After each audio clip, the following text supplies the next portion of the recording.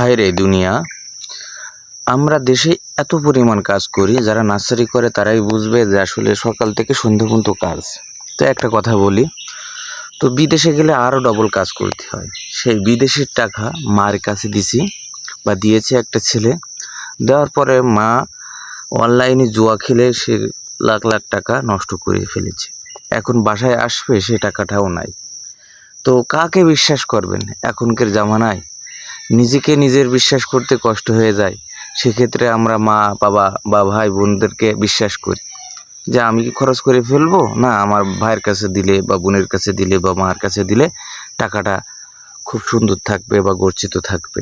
সেই আপন মাই কিন্তু এই অনলাইনে জুয়া খেলে কারোর প্রতারণায় পড়ে যেমনি হোক টাকাগুলা খয় ফেলছে। সেই ছেলে বাড়ি আসতে চাচ্ছে, এখন আর আসতে পারতেছে না। তো বাধ্য হয়ে তার মা নিজের সম্পত্তি বিক্রি করে ছেলেটাকে নিয়ে আসলো। এখনকার বাস্তবতা এটাই। তো কারোর কুচক্রে বা কুপ্রতারণায় পড়বেন না, অনলাইনে জুয়া খেলবেন না। তো এটা বাস্তব ঘটনা কিন্তু বলতেছি, জাস্ট ভালো লাগলে অবশ্যই শেয়ার করবেন।